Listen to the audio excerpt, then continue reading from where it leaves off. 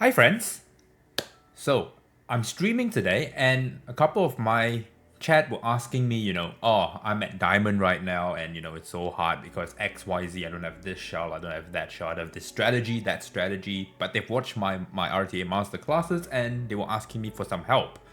And I thought that, I'd record this because, YouTube is not on the streaming platform that I'm on, which is basically abstract. And if you guys haven't checked me out, click the link down below to check me out or join my Discord and get pinged when I go live. And I thought I'd bring you guys on this journey.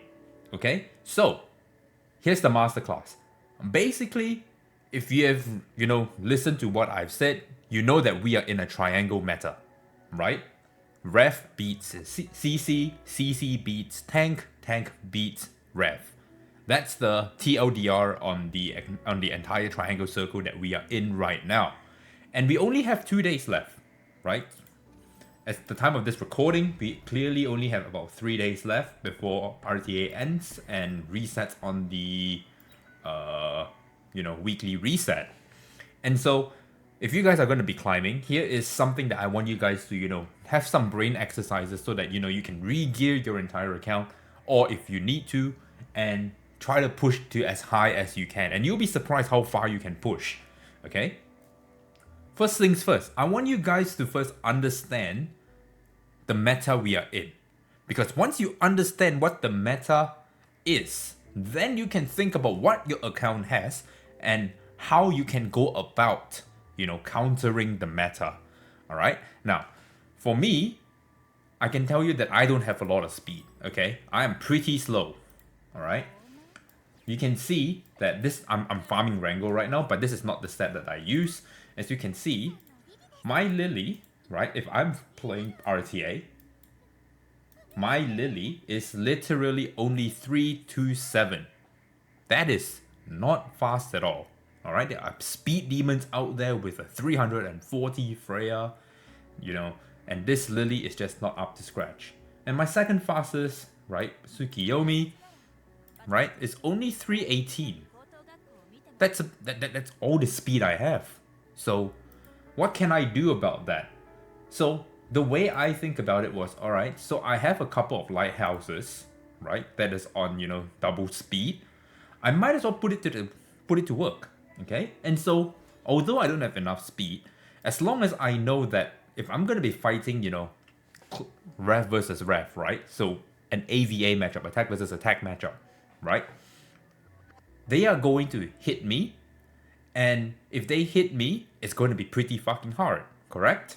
And so that will help me proc Lighthouse, which then my 318 speed Tsukiyomi can cut and then counter cleave them. That is one way to, counter the meta, which is what I did. Alright?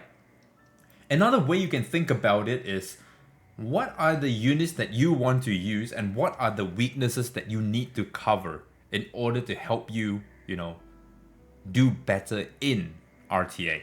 For example, my Sanya, right, is on Gigabyte. Okay? With a shit ton of FRS. Okay? And, some HP, alright? She's not fully leveled, so this is definitely going to go higher. The defense are going to go higher. But I made sure that I gave her, adequate speed, okay, along with FRS. And so, why did I do that? The entire reason why I did that was, number one, you're going to need Bloodbath on her to survive, Rev cleaving, for one. And the other thing is you have to know what Gigabyte does. Gigabyte is basically every three actions accumulated by enemy units, you get 35% turn meter push. Now that actually pairs really well with her S1 here, right? Because her S1 also gives her 30% turn meter push. So what is her weakness? Her weakness is getting CC'd and not getting enough turns, right? Because if Sanya takes a shitload of turns, she does a whole lot of healing through her passive. That's one, right? Which gives you, 40% of a max HP and purifies one debuff from them. Okay?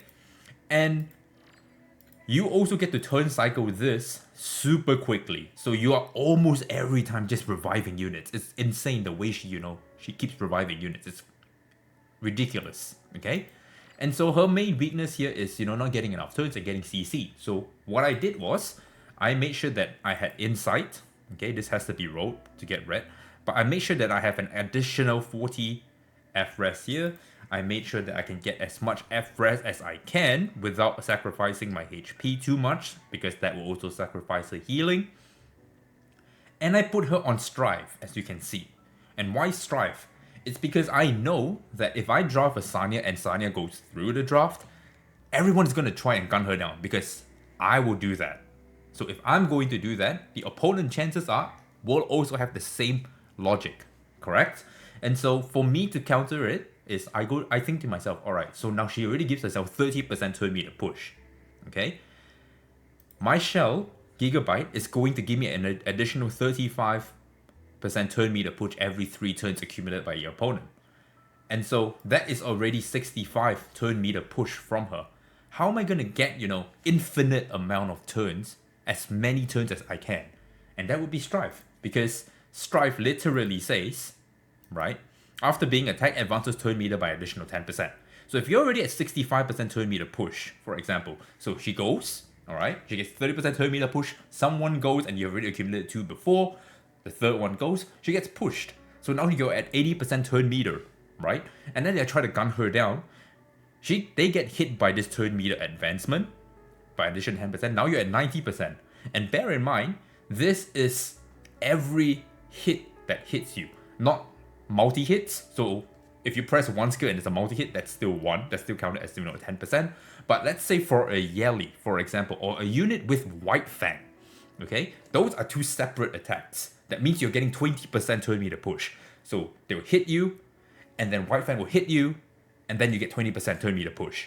Or for example, a Yeli that goes in with her S3, 3 hits, that's 10%. Then she follows up 10%, follows up 10%, follows up 10%. And then if she doesn't kill Sanya just takes the turn immediately. Okay?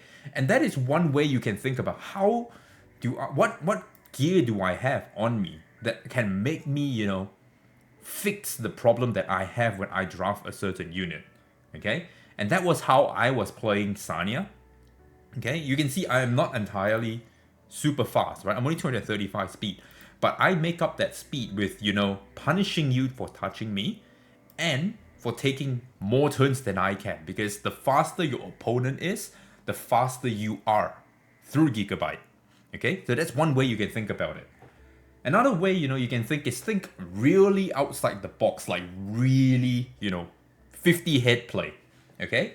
And I'm going to let you in on a little sauce here. Okay? I might just fuck the matter up. I don't care. I'm not playing it anymore. But think about it this way, okay? We all saw, right? Now this was already something that the church was already doing, but it wasn't spoken out loud. But people were playing Bayon Tin, right? On Amber. They were playing Bayon Tin and Amber. And why is that? It's because when you have to understand what Bayon Tin does. Bayon Tin is an attack buff, a crit buff, and a revival with Underworld Flower. But that's not why she is so damn strong.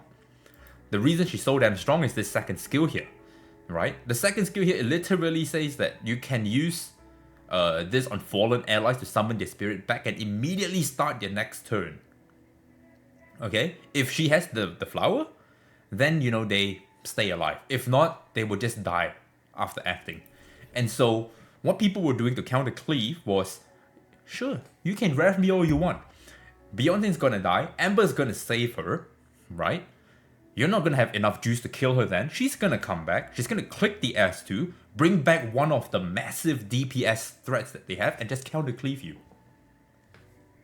Okay? So we've seen that play. But what if we can do something with that line of play, right? Think even more outside the box. And ladies and gentlemen, shout out to Eskimo here. Why don't we put Messiah on Amber? Why don't we do that? Okay? Now, you guys are going to say, oh, but nothing matches, right? If we look at Amber here, okay? Amber has Swift Rush, Strive, Bramble, Time Weave, Blood Buff, Colossal Guard, Swift Smite, Unbreakable. Nothing in here spells like DPS, okay? But that's not why we're doing it, okay? Because if we use that same logic with Revelation, which people, run a whole bunch of revelation on it, you can see that there's no Swift Rush here. There's no Swift Rush. But people still run revelation on units and just use Swift Rush on it, and, they just say, fuck all the stats. We only care about the Swift rate, okay? And we'll just use maybe a 6-piece, one of these 6 or 8 pieces here, just to, fill out some attack, some crit rate, or some crit damage, or some crit rate, right? And so if we use that logic, couple that with what Amber can do, and we put it on, let's say, a Messiah, for example, ladies and gentlemen. What do we get here? We get an abomination, correct? But this abomination does one thing. You see a Messiah on Amber, and it's band protected, they are eating an S3 like it or not. Like it or not, they are eating an S3 from Messiah, alright? Because Messiah is going to die, right? They are going to need to try their best to kill it before it revives. And if it doesn't, and if he doesn't die, he comes back with, almost 80% of his HP, assuming you already did some damage to him. He's going to come back with almost 80% of his HP. He's going to slap the S3 on you. You are going to eat a shit ton of damage. Chances are, if you manage to kill the Messiah, you're probably playing Cleave. And he's going to be invincible for X amount of turns, depending on how many motherfuckers he kills. And that's what I mean. Think outside the box, alright? Now, chances are you farm a fuck ton of Hoyan, right? Because you wanted to get yourself some revelation. So you're going to have a good amount of Ambers, correct? Do that.